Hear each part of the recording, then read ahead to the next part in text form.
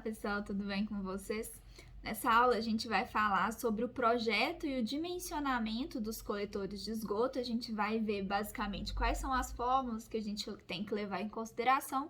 Depois eu vou gravar um videozinho mexendo com as planilhas para vocês verem como que a gente faz isso na prática, tá bom? Espero que vocês consigam entender.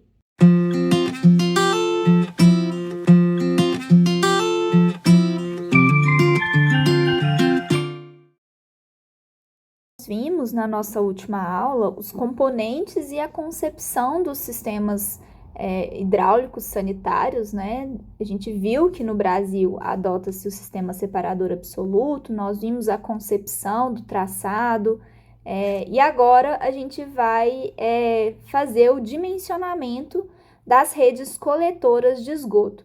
E eu já vou fazer algumas considerações com relação aos interceptores. Bom, para começar, a gente vai ter que perceber que o dimensionamento das redes de esgoto se assemelha bastante ao dimensionamento das redes ramificadas lá do abastecimento de água que a gente viu recentemente. Então, a gente vai levar em consideração que esse projeto ele deve considerar uma evolução populacional. Então, nós vamos proceder da mesma forma como a gente procedia lá com o abastecimento de água. Nós vamos, então, considerar as vazões de contribuição de esgoto considerando um consumo efetivo de água. Então, a vazão de esgoto vai ser com base na vazão de consumo de água, né? Então, como que a gente vai considerar qual que é a parcela de água que vai efetivamente voltar para o esgoto? A gente vai utilizar um coeficiente de retorno. Esse coeficiente ele é normatizado e ele nos diz exatamente isso, o quanto do esgoto, o quanto da água efetivamente consumida que vai retornar para a rede de esgoto. A norma brasileira nos diz que esse coeficiente é de 0,8.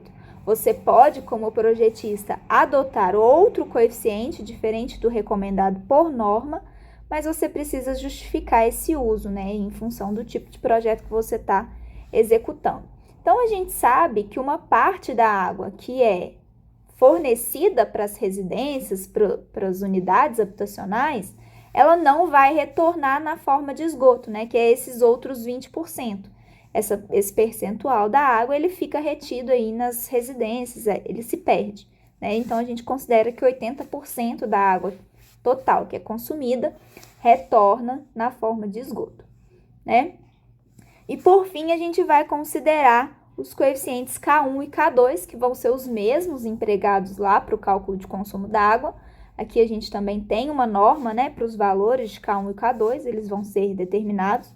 Lembrando que o coeficiente K1 é o coeficiente que vai nos dar, né, a variação diária do consumo, e o coeficiente K2 vai nos dar a variação horária, né, vai levar em consideração essa variação horária.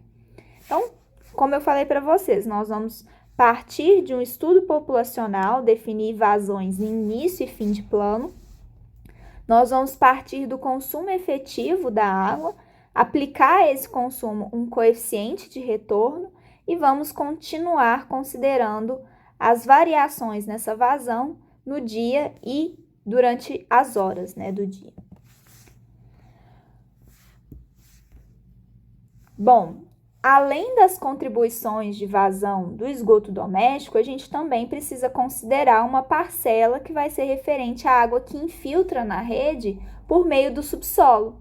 Essa infiltração ela vai depender do nível d'água do lençol freático, do tipo de solo que está embutida a minha tubulação, qual é o material da tubulação, quais são as juntas, né? Tipos de juntas que têm maior infiltração, tem tipos de juntas que são mais secas, né? E qual é a qualidade de assentamento do meu tubo.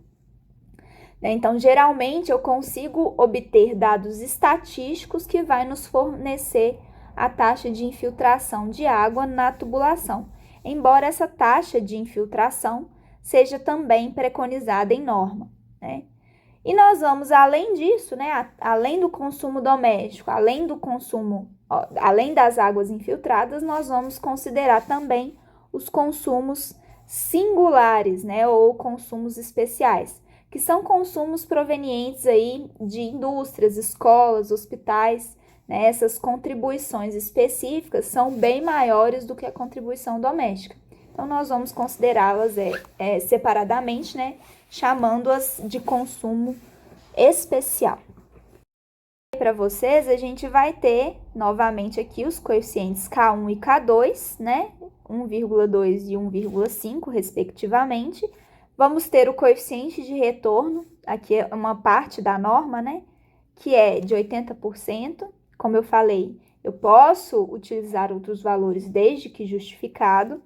E a taxa de infiltração, né? A contribuição da infiltração, como eu falei, depende desses critérios aqui. Ela vai variar de 0,05 a 1 litro por segundo vezes quilômetro.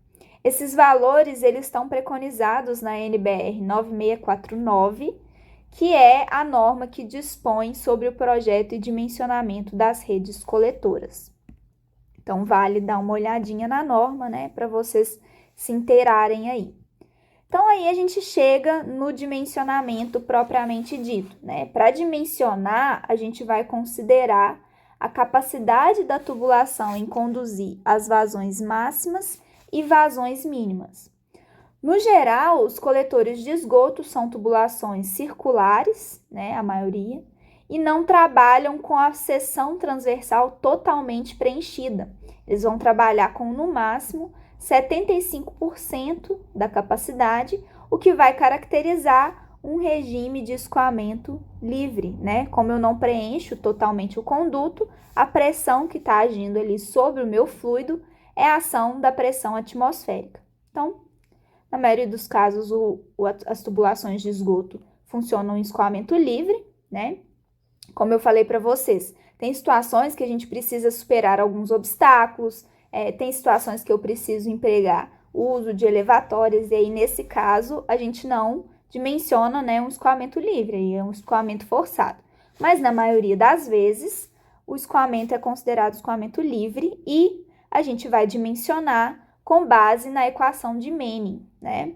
Então, nós vamos dimensionar esse sistema de forma a garantir que o sistema ele seja autolimpo, né? Então, a gente tem um problema aí que o esgoto ele é composto por matéria orgânica e inorgânica e partículas sólidas que podem ou não estar dissolvidas, né? Podem estar dissolvidas ou em suspensão. Essas partículas, dependendo da velocidade de deslocamento do fluido, elas podem vir a se depositar na parede e provocar incrustações. Para levar isso em consideração, a gente vai determinar uma tensão trativa mínima, né? Que vai ser a tensão trativa que seja suficiente para que essas partículas não fiquem depositadas, para que elas sejam arrastadas, né? Então, é uma tensão necessária para o arraste das partículas que eventualmente possam se depositar no fundo da nossa tubulação. Então, no nosso dimensionamento, a gente vai definir uma tensão trativa mínima, e as nossas tensões trativas calculadas devem ser maiores ou iguais a essa tensão trativa mínima. Essa tensão trativa mínima é especificada na norma, que ela não pode ser menor do que 1 Pascal, né? Então, esse aqui é o nosso critério que a gente tem que atender, né? Critério da tensão trativa. Além disso, nós vamos partir do princípio que a velocidade não pode ser maior do que uma velocidade máxima, né? Caso seja maior do que a máxima, pode haver o risco de abrasão nas tubulações. Então, nós vamos também limitar a velocidade do escoamento. Então, como que a gente vai determinar primeiramente as vazões que serão utilizadas no nosso dimensionamento? A gente tem que considerar 2 tipos de vazão, né? Na verdade, são 4 tipos de vazões, e cada vazão vai ser utilizada para um fim no nosso dimensionamento. Como eu falei para vocês, a gente tem alguns critérios, né? Então, a gente tem no início de plano, né, que a gente vai considerar a população inicial de plano. Vamos considerar que o nosso projeto tem vida útil de 20 anos. Nós vamos ter 2 fases. a fase do ano corrente, que vai ser implantado o sistema de esgoto, e a fase para daqui a 20 anos, que é final de plano, né? Então, nós temos aí no início de plano uma população inicial. A vazão vai ser dada pela população inicial vezes o consumo efetivo vezes o coeficiente de retorno. Tudo isso calculado para início de plano. Somado a isso, a gente tem a taxa de contribuição das infiltrações, que eu tenho a taxa de infiltração no início de plano vezes o comprimento da tubulação, que essa taxa é por comprimento. Então, quando eu multiplico vezes o comprimento da tubulação, eu acho uma vazão aqui, somada aí com os consumos singulares, né? A vazão, esse daqui vai me dar a vazão média, né? Em média, eu tenho essa vazão no início de plano. Tá? Para o final de plano, é a mesma coisa, só que eu vou utilizar a população de final de plano, os valores de coeficiente de retorno, de taxa de infiltração, de comprimento da rede e de consumos singulares, todos levando em consideração o ano 20 anos após, né? Então, tudo isso no final de plano.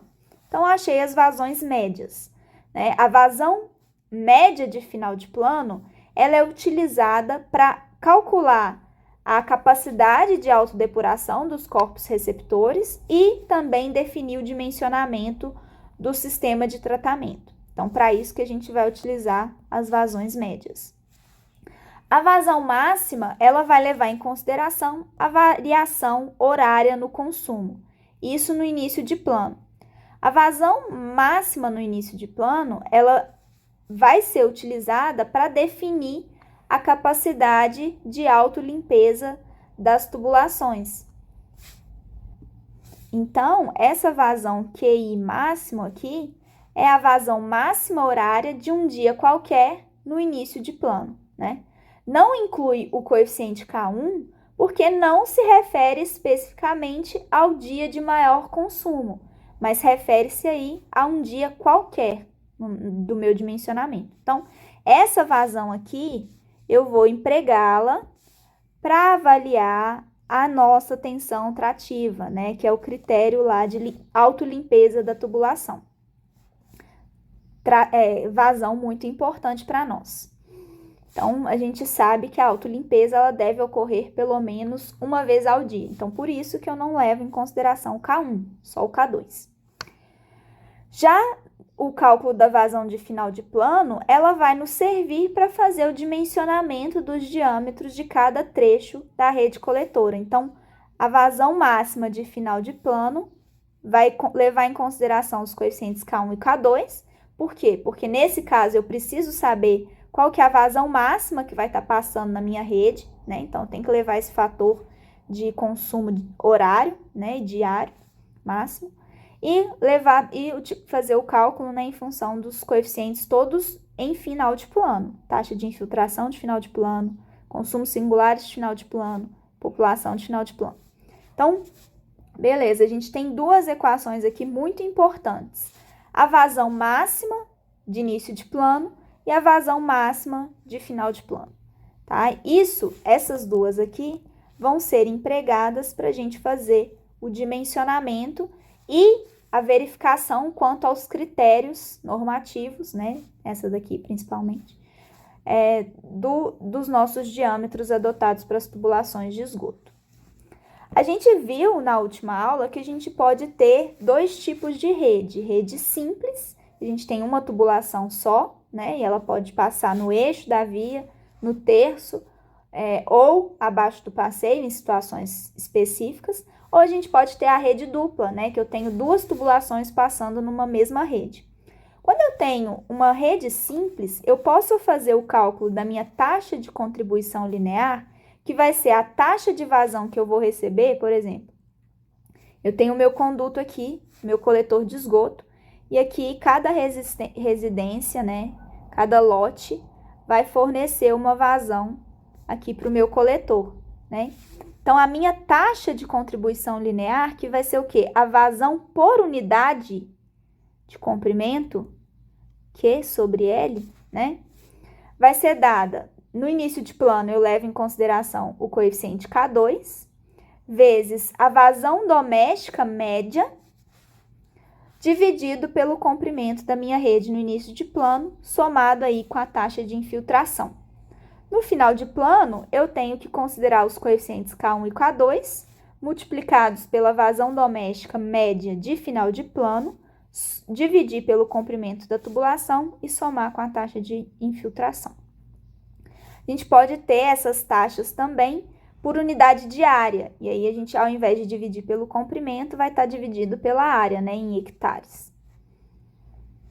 Se eu tiver uma rede dupla, ao invés de eu considerar o comprimento da rede, né, eu vou considerar o comprimento da rede dupla, certinho? Se eu tiver uma rede mista, eu vou definir um comprimento virtual da minha rede, que vai ser dado pelo comprimento da rede simples, mais a metade do comprimento da rede dupla. E aí, onde eu tiver rede simples, eu vou utilizar basicamente esse LV, e quando eu tiver rede dupla, eu vou fazer o dobro do LV, né? 2 vezes o comprimento virtual da minha rede. Bom, aqui a gente vai ver como calcular a vazão em cada trecho, né? Eu tenho um trecho de comprimento L1, chega nesse trecho uma vazão de montante, QM. Ao longo desse trecho, eu tenho contribuições aqui distribuídas, né? Então, ao longo eu vou ter essas contribuições aqui. Essas contribuições vão ser dadas pela taxa de contribuição que a gente calculou anteriormente, multiplicado pelo comprimento do meu trecho. Essa vai ser a minha vazão de contribuição, que eu posso chamar de QD também, tá? Vazão distribuída. Ao final, eu vou ter saindo desse trecho uma vazão QJ, né? Uma vazão de jusante, que vai ser a soma da vazão que entrou com a vazão que entrou no trecho, ao longo do trecho, né? Então, eu vou ter isso tanto para início de plano quanto para final de plano. Por fim, a gente vai comparar esses valores de vazão em cada trecho com uma vazão mínima definida aí pela NBR 9649, que preconiza que a vazão mínima de dimensionamento seja de 1,5 litros por segundo, que é a vazão que equivale a uma descarga de bacia sanitária. Então, no mínimo, a gente vai dimensionar para uma vazão de 1,5 litros por segundo. Então, se eu achar uma vazão menor do que 1,5, eu adoto 1,5. Se eu achar um valor maior, eu vou adotar o valor encontrado e vou dimensionar o diâmetro daquela tubulação para aquele valor. Eu sei que vocês já estão mais do que cansados de ver essa questão de trechos, né? Vazão de contribuição de montante, jusante, vazão distribuída, mas aqui só porque a gente mudou, né? Nesse caso, a gente tem uma contribuição chegando no trecho, ao invés do sistema de abastecimento que a gente tem saindo do nosso trecho. Eu vou fazer esse exemplo rapidinho, só para vocês verem como é que ficam os cálculos, né? Aqui eu tenho uma ponta seca, né? Normalmente nos terminais de limpeza, a gente considera terminal de limpeza de posto de visita ponta seca, né? Então, a vazão nesse ponto, vazão de montante é igual a 0. Então, eu tenho o trecho 1, que tem 98 metros de comprimento. E eu sei aqui, eu calculei a taxa, vou calcular para um deles, tá? Vou considerar aqui para o final de plano. Eu sei que a taxa de contribuição doméstica para final de plano é de 27,97 litro por segundo vezes quilômetro, né? Se o trecho tem 98 metros, então eu vou achar uma vazão distribuída nesse trecho de 27,97, que é a taxa, vezes o comprimento, que é 98 vezes 10 a menos 3, passando para km, né? Aqui eu vou achar uma vazão de distribuição de 2,74 litros por segundo, certo? Essa é a vazão de distribuição que eu coloquei aqui, ó, no trecho 1, QD de final de plano, vazão distribuída de final de plano, 2,741. Aqui, ao final do trecho 1, eu tenho uma vazão QJ, que é igual à vazão Q0, QM, de montante, mais a vazão QD, 0 mais 2,74, que dá 2,74 litros por segundo. Essa vazão de jusante vai ser a vazão de montante do trecho 2, que é 2,74 litros por segundo. Aqui no trecho 2, eu tenho uma vazão distribuída de 27,97 vezes 46 metros, que me dá 287 litros por segundo. Aqui, ao final, a vazão de jusante do meu trecho 2 vai ser igual à vazão de montante somada com a vazão distribuída, 2,74 com 1,29, que dá 4,03 litros por segundo. Aqui no trecho 3 eu tenho uma ponta seca, então vazão de montante é igual a 0. A vazão distribuída é igual a do trecho de cima, né? Porque é o mesmo comprimento, então 2,74. A vazão final, QJ, é 2,74, porque é 0 mais 2,74. A vazão de montante do trecho 4 vai ser 2,74 mais 4,23, que dá 7,97. Aqui eu tenho uma vazão distribuída, que é 72 vezes 27,97, que dá 2,014. Tá aqui. Aqui também 2,74, esse daqui. E aqui 1,287, esse daqui. Então, ao final, eu vou ter uma vazão de jusante de 7,97 mais 2,014, que dá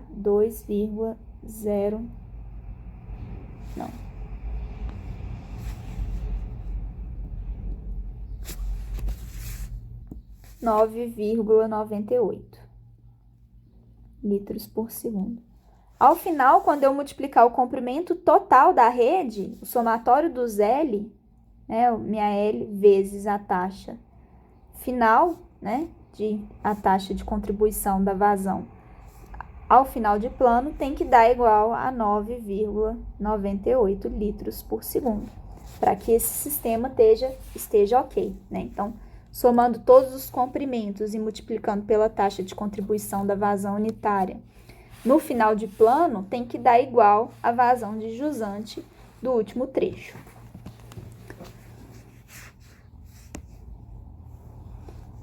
Bom, eu tenho que garantir uma declividade capaz de garantir para mim que a tensão trativa seja maior do que a tensão trativa mínima.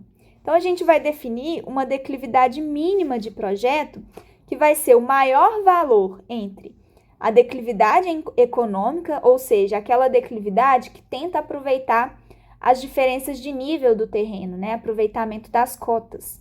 Então, para que eu não tenha que escavar muito o meu terreno, né? Então, fixar essa propriedade aí, essa declividade, como sendo desnível entre os dois pontos do trecho. Ou vai ser a maior entre a declividade econômica e a declividade mínima, que é calculada para satisfazer o critério de tensão trativa mínima, né, de 1 pascal.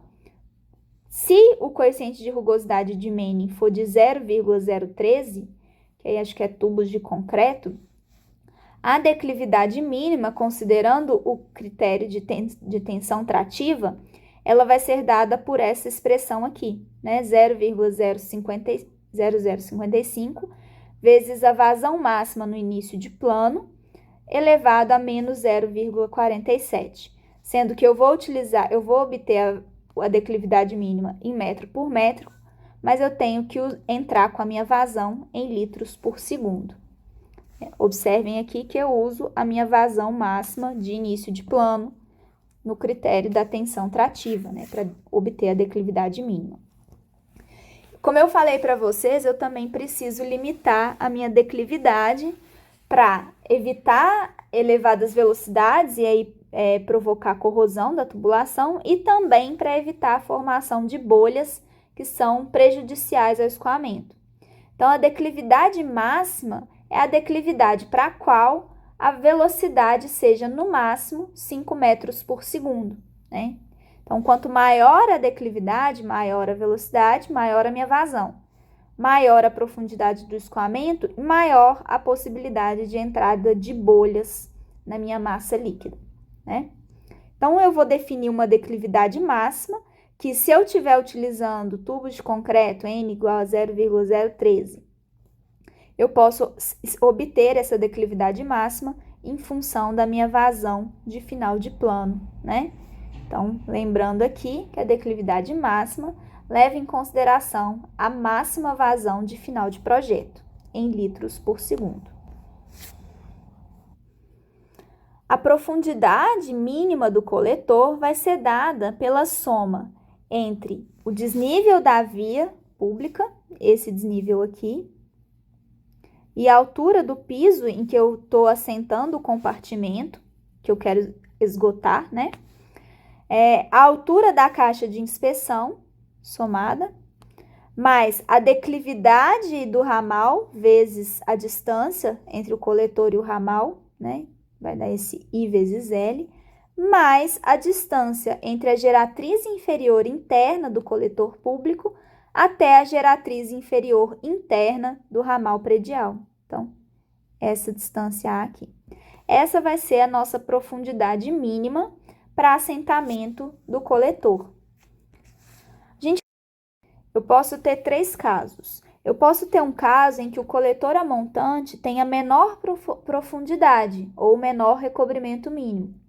Nesse caso, a declividade do terreno é maior do que a declividade mínima exigida. Então, a gente vai calcular a declividade no trecho como sendo igual à declividade no terreno. Então, vai ser a cota superior menos a cota inferior dividido pelo comprimento do trecho. Aí a gente vai ter a nossa declividade.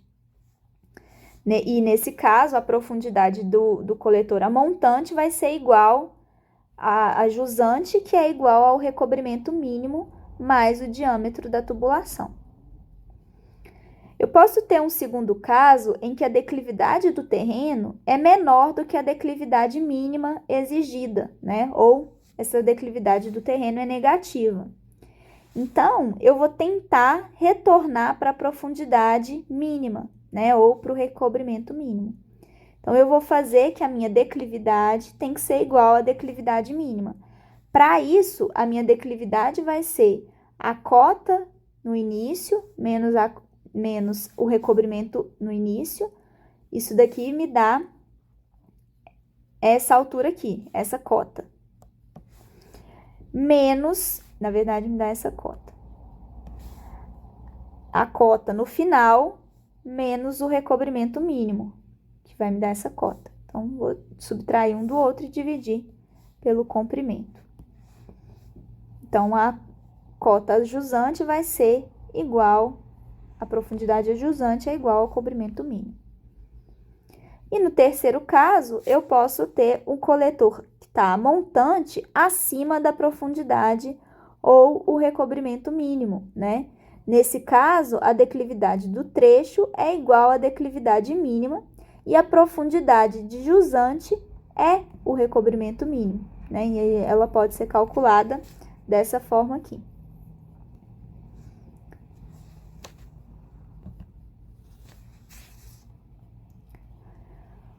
A determinação do diâmetro, ela é feita considerando uma altura, uma relação entre a lâmina máxima do escoamento e o diâmetro de 75%. Então, a gente vai definir qual é o diâmetro mínimo necessário para escoar a vazão final máxima de projeto, considerando essa lâmina d'água máxima de 75%, né? E um coeficiente de rugosidade aqui, né? Na média de 0,013. Então, como eu falei para vocês, os condutos de esgoto, eles não são preenchidos totalmente, a gente normalmente considera 75% do diâmetro. O diâmetro mínimo especificado pela NBR 9649 é de 100 milímetros, embora nos manuais da Sabesp indica-se aí a utilização de diâmetro mínimo de 150 milímetros. Então, na prática, adota-se esse diâmetro mínimo e aqui no nosso curso a gente vai adotar 150 como sendo o nosso diâmetro mínimo necessário. Então, como eu falei, a lâmina d'água ela deve ser no máximo 75% do diâmetro do coletor.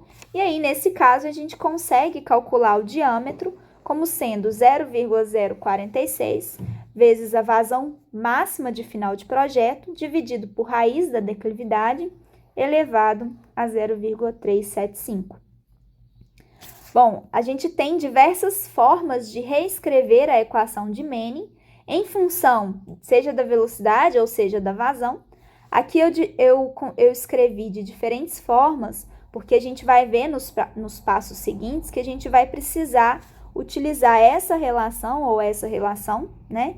E a gente vai precisar explicitar o raio hidráulico nessas formas. Então, fica mais fácil escrever dessa forma. Então, eu coloquei ela em todas essas formas para a gente facilitar na hora que a gente precisar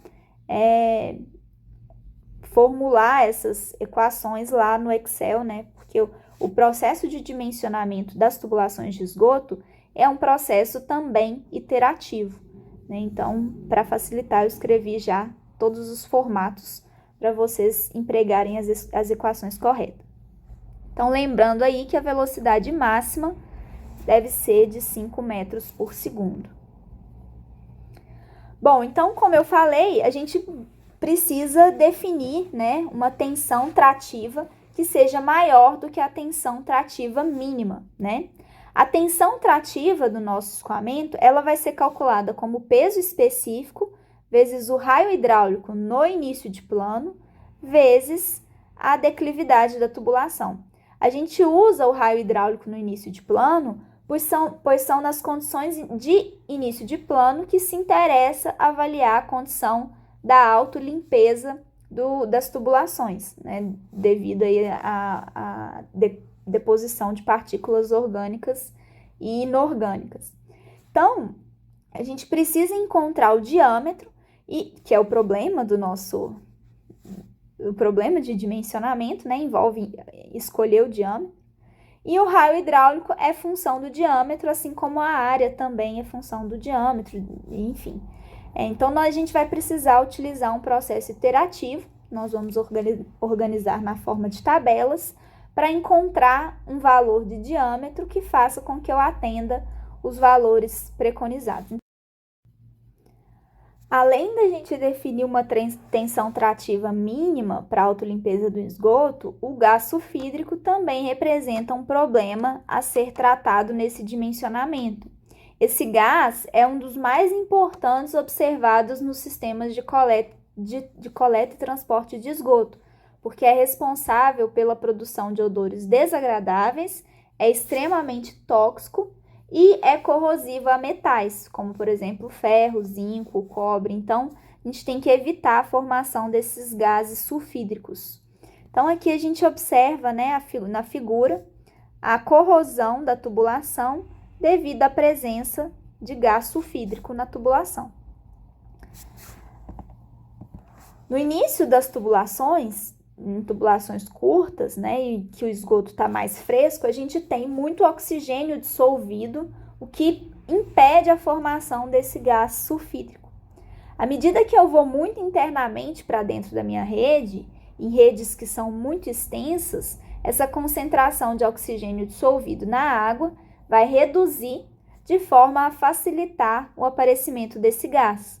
Por essa razão, também, além desse critério da tensão trativa, né, nos interceptores a gente precisa definir uma tensão trativa de pelo menos 1,5 m, né, porque os interceptores são tubulações que são mais robustas e mais extensas. Então, o critério de tensão trativa nos interceptores deve ser uma tensão mínima de 1,5. No caso de coletores, a gente pode adotar 1 pascal. Para interceptor, por essa razão do gás sulfídrico, a gente considera 1,5. Além disso, a gente deve prever uma velocidade crítica, que acima dela pode haver pode ser facilitada a entrada de ar no meio líquido, bem como a formação de bolhas de gás e possível corrosão, né, da nossa tubulação. Então, para evitar essa entrada de ar, a gente tem que garantir que a velocidade do escoamento seja inferior a uma velocidade crítica, né? Se essa velocidade for maior do que a velocidade crítica, então recomenda-se diminuir a lâmina d'água para no máximo 50%. A gente estava trabalhando com 75%, mas no caso de a velocidade ser maior do que a crítica, a gente reduz essa relação para 50%. Então, a velocidade crítica ela é definida com base no número de Boussinesq, né? Que é o número que melhor representa esse fenômeno de entrada de ar no meio líquido.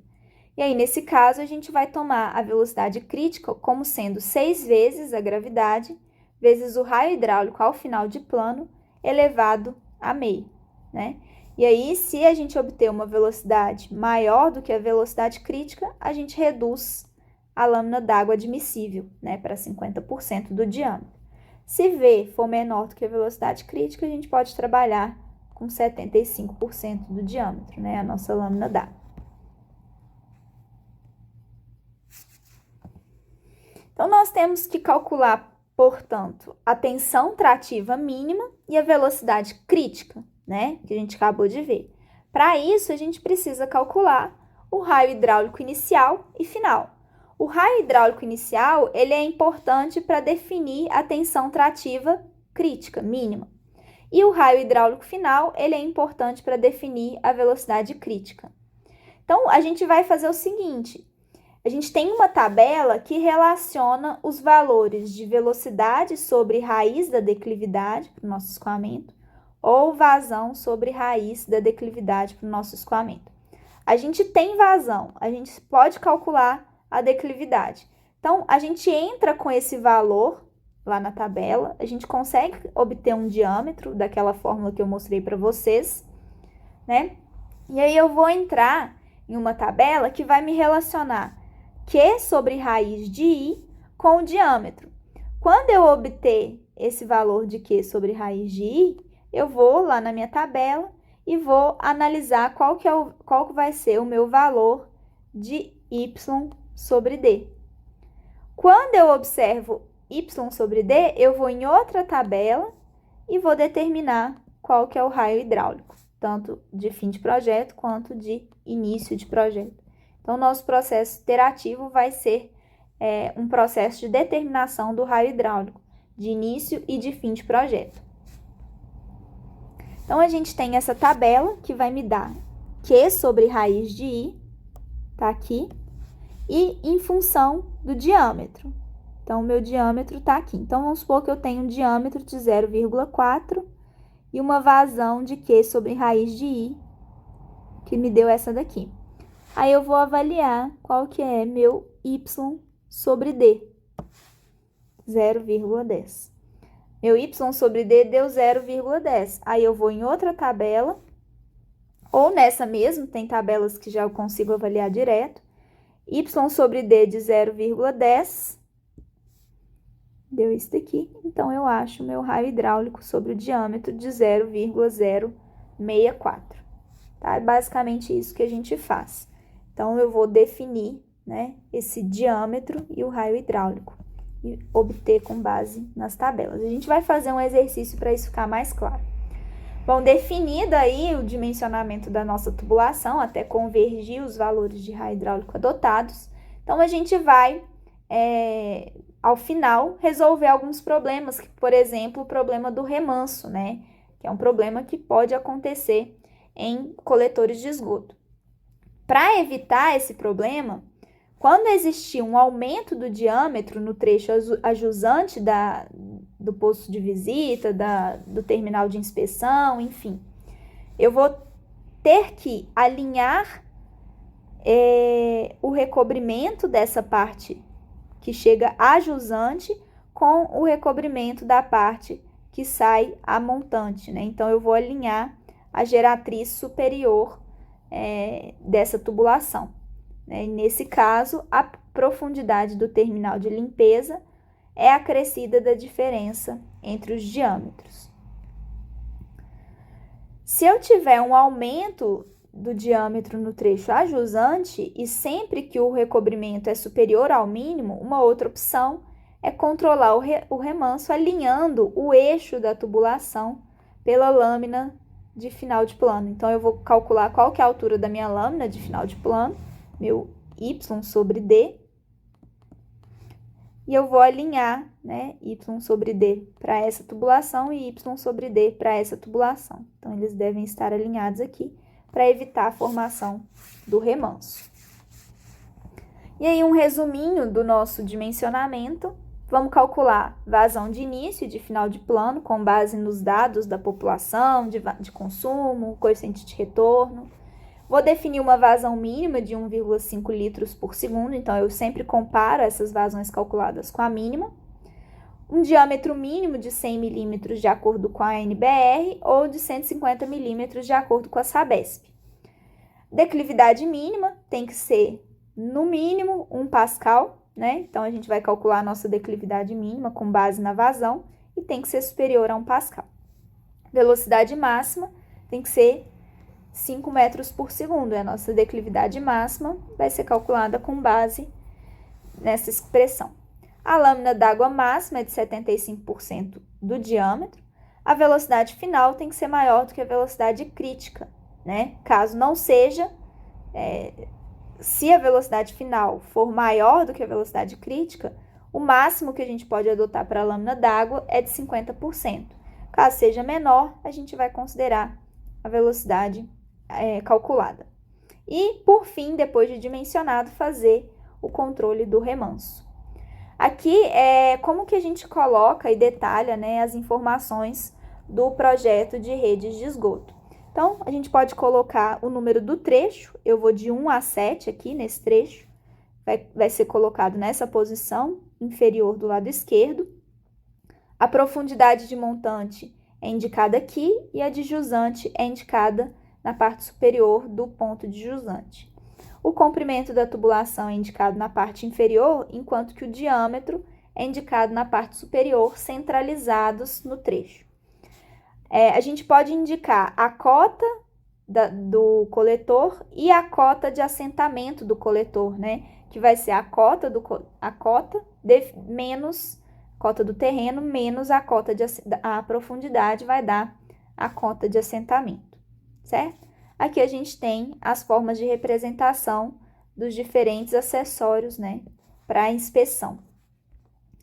E o nosso dimensionamento vai ser feito utilizando-se tabelas e a gente vai ver um exemplo de dimensionamento na nossa próxima aula. Pessoal, é isso. Deem uma olhada nesse livro, né, e na NBR, que são fontes riquíssimas que têm um conteúdo bem explicadinho sobre esse assunto. Qualquer dúvida, vocês podem me procurar. Muito obrigada e até a próxima aula.